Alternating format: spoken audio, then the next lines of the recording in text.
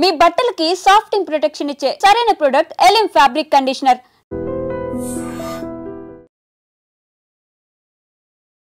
Welcome to iDream channel. This is Pavan. రాను రాను మనుషులు మృగాల్లా ప్రవర్తిస్తున్నారు. తల్లికి చెల్లికి తేడా ఉండట్లేదు. కట్టుకున్న భర్తను కూడా అతి కిరాతకంగా చంపేస్తున్నారు. తల్లిదండ్రుల్ని ఇష్టం వచ్చినట్టు నరికేస్తున్నారు. అంటే ఎందుకు 9 నెలలు కనీ పెంచిన తల్లిని జీవితాంతం భరోసాగా ఉండి మనకు ధైర్యం చెప్పే తల్లిదండ్రుల్ని ఎంత బాగా చూసుకోవాలి. కానీ విచక్షణ రహితం కోల్పోయి ఇష్టం వచ్చినట్టు బానిసలయ్యి, డబ్బులకు బానిసలయ్యి, ఆ మద్యానికి బానిసలయ్యి, మద్యం మత్తులో ఏం చేస్తున్నారో అర్థం కావట్లేదు కొంతమంది. మరికొంతమంది ఆస్తుల కోసం, భూముల కోసం కన్న తల్లి తండ్రిని కూడా చూడకుండా, ఆ విలువలకి బంధాలకి విలువనీయకుండా ఇష్టం వచ్చినట్టు నరికేసుకొని చంపేస్తున్నారు. ఎందుకు ఈ విషయం చెప్తున్నానంటే, గచ్చిబౌలిలో మరో దారుణం చోటు చేసుకుంది. 19 ఏళ్ల కొడుకు కన్న తండ్రిని అతి కిరాతకంగా గొంతులో పొడిచి చంపాడు. సో దీనికి తగ్గ వివరాల్లోకి వెళ్తే 2 లక్షల రూపాయల కోసం తండ్రిని అతి కిరాతకంగా చంపాడు. వనపర్తి జిల్లా గన్పూర్ మండలానికి చెందిన కోతులకుంట గ్రామంలో హనుమంతులు నివసించేవాడు. అక్కడ నుంచి వృత్తిరీత్యా ఏదో సంపాదించుకుందామని హైదరాబాద్కి అయితే రావడం జరిగింది. హైదరాబాద్ వచ్చిన తర్వాత అక్కడ భూమిని తాకట్టు పెట్టారు. ఒక 6 లక్షలకి భూమిని తాకట్టు పెట్టి ఆ డబ్బులు తెచ్చుకుంటే అందులో ఒక 2,50,000 మాత్రం కొడుకు అకౌంట్లో వేసాడు తండ్రి. వేయించుకున్న తర్వాత ఆ 4 లక్షలు అతని దగ్గరే ఉన్నాయి. ఎంతకేటికి ఆ 2 లక్షల రూపాయలు ఇవ్వకపోవడంతో తండ్రి మందలించడం జరిగింది. ఎక్కడికి పోయాయి 2 లక్షలు, ఏం చేసావని చెప్పేసి అంటే, స్నేహితుడి దగ్గర ఉన్నాయని చెప్పేసి ఏదో కళ్ళబొల్లి మాటలు చెప్పుకుంటూ కొన్ని రోజులు తీసుకురావడం జరిగింది. అలాగే సాగించాడు. తర్వాత తండ్రి కొంచెం మందలించి గట్టిగా అడిగాడు. ఒక 2 దెబ్బలు వేసి ప్రయత్నం చేశాడు. 2 లక్షల రూపాయలు ఎలా మాయమయ్యాయి, నువ్వు ఎందుకు ఇచ్చావు, మన పరిస్థితి ఏంటి, మనం ఎలా ఉండాలి, ఇక్కడ ఊరు కానీ ఊరు వచ్చాము, మనం బతకాలి కదా అని చెప్పేసి మందలించినప్పుడు అది మనసులో పెట్టుకొని తండ్రిని ఎలా అయినా చంపాలని ప్లాన్ చేశాడు. యాక్చువల్లీ ఈ 2 లక్షలు అతను ఏం చేశాడో తెలుసా, బ్యాంకులో వేసుకొని ఇష్టం వచ్చినట్టు బెట్టింగ్లుగా డబ్బులు వేసుకొని 2,50,000 పోగొట్టాడు. బెట్టింగ్లకి ఎంత బానిసలు అవుతున్నారో చూడండి. గతంలో చాలా బెట్టింగ్ల మీద ఎన్నో కేసులు నడిచాయి. పెద్ద పెద్ద సెలబ్రిటీస్ కూడా జైలుకి వెళ్ళడం జరిగింది.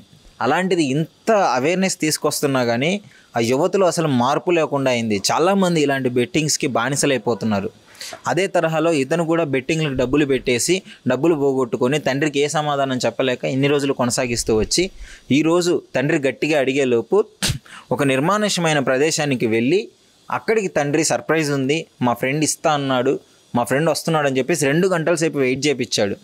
ఆ 2 గంటల సేపు వెయిట్ చేసిన తర్వాత అప్పటికి ఎలా చంపాలి ఏంటి అని చెప్పేసి ప్లాన్ వేస్తూనే ఉన్నాడు కొడుకు. అర్థం చేసుకోండి, అంటే ఒక్క సెకండ్ అన్న ఆలోచించలేదు తండ్రిని బతికించుకుందాం. తండ్రి ఏం చేస్తాడండి, 2,50,000 పోగొట్టుకుంటే కొడుకుని పోగొట్టుకోడు కదా, ఒక 2 దెబ్బలు వేస్తాడు, నా కొడుకే కదా అని దగ్గరికి తీసుకుంటాడు, 2 లక్షలు మర్చిపోతాడు. కానీ సమాధానం చెప్పే ప్రయత్నం కూడా చేయలేదు. అట్లీస్ట్ నేను ఇట్లా ఆడాను నాన్న, ఇట్లా పోగొట్టుకున్నాను, నన్ను క్షమించు అని ఒక్క మాట అడగలేకపోయాడు. అంత ఈగో అడ్డొచ్చింది. అంత క్రూరంగా క్షమించు అనే మాట అడగకుండా తండ్రి ప్రాణాలు తీయాల్సిన పరిస్థితి తీసుకొచ్చాడు. 2 గంటల సేపు వెయిట్ చేయించాడు. తండ్రి అడుగుతున్నాడు, ఎక్కడ ఏది మీ స్నేహితుడు ఏడి, డబ్బులు వస్తాయన్నావు కదా అని చెప్పేసి. లాస్ట్ మూమెంట్లో ఇక చేసేది లేక మొత్తం క్లియర్ చేసుకొని ప్లాన్ ప్రకారమే, డాడీ కళ్ళకు గంతలు కట్టుకోండి, నీకు సర్ప్రైజ్ ఉంది అని చెప్పేసి ఆ అమాయకపు తండ్రిని మాటలతో నమ్మించి, కన్న కొడుకే కదా అండి, ఎవరు నమ్మకుండా ఉంటారు, కళ్ళకు గంతలు కట్టగానే అతి కిరాతకంగా గొంతులో పొడిచి చంపడం జరిగింది. చంపేసి కనీసం ఆ కృతజ్ఞత, ఆ పశ్చాత్తాపం లేకుండా ఊర్లో వాళ్ళందరినీ సూసైడ్ చేసుకున్నాడు అని నమ్మించే ప్రయత్నం చేశాడు. నాన్న సూసైడ్ చేసుకొని చనిపోయాడు అని వాళ్ళ బాబాయిలకి చెప్పేసి ఆ మృతదేహాన్ని ఇంటికి తీసుకెళ్ళి కార్యక్రమానికి కూడా ఏర్పాట్లు చేశాడు కాటికి పంపించేదానికి. సో ఆఖరి నిమిషంలో పోలీసులకు తెలవడము, దాని మీద ఎంక్వైరీ చేసి పోలీసులు వారి పద్ధతిలో ఇన్వెస్టిగేషన్ చేసిన తర్వాత కొడుకే హత్య చేశాడని ఒప్పుకున్నాడు. ఏంటి, ఎందుకు చంపాడు కన్న తండ్రిని అని ఆరా తీస్తే బెట్టింగ్లో డబ్బులు పోగొట్టుకొని దాన్ని వాళ్ళ తండ్రికి చెప్పలేక ప్రాణాలని తీసే ప్రయత్నం చేశాడు. అర్థం చేసుకోండి, ఈ రోజుల్లో ఎంత అంటే పాపం తల్లిదండ్రులు మనం తినకుండా ఒక్కరోజు కూడా పడుకోరు. వాళ్ళు కడుపు కట్టుకొని వాళ్ళ ఆకలితో ఉండి మన కడుపు నింపి మనం ప్రశాంతంగా పడుకుంటేనే వాళ్ళు నిద్రపోతారు. అలాంటి ప్రేమగా చూసుకునే తల్లిదండ్రుల్ని ఈ రోజుల్లో కొడుకులు ఇష్టం వచ్చినట్లు ఆస్తుల కోసము తాగి ఎలా పడితే అలా అతి క్రూరంగా చంపడం జరుగుతుంది. అసలు ఇలాంటి వాళ్ళని ఏం చేయాలి, ఇలాంటి వాళ్ళకి ఎలాంటి శిక్షలు పడాలి, మీరేమనుకుంటున్నారు? మీ అభిప్రాయాన్ని కామెంట్ రూపంలో తెలియజేయండి. Thank you. నిజంగా ప్రస్తుతం ఉన్నటువంటి సమాజం దేనికి ప్రయారిటీ ఇస్తుంది? ఆర్థిక సంబంధాల చుట్టూ మాత్రమే తిరుగుతుంది. మళ్ళీ ఎన్నికలంగానే చాలా విరక్తి కలుగుతాను. మంచి అనిపిస్తుంది కదా, లేడీస్ కూడా ఛాలెంజింగ్ జాబ్స్ చేసినప్పుడు చాలా బాగుంటది. ట్రాఫిక్ అసిస్టెంట్స్ గా నియమించిన ట్రాన్స్జెండర్స్ అందరితో సాల్యూట్ చేయించుకుంటున్నారు. ఫుడ్ డెలివరీ ఇవ్వటానికి వెళ్ళినటువంటి డెలివరీ బాయ్ అనిల్ పై కళ్ళ ముందు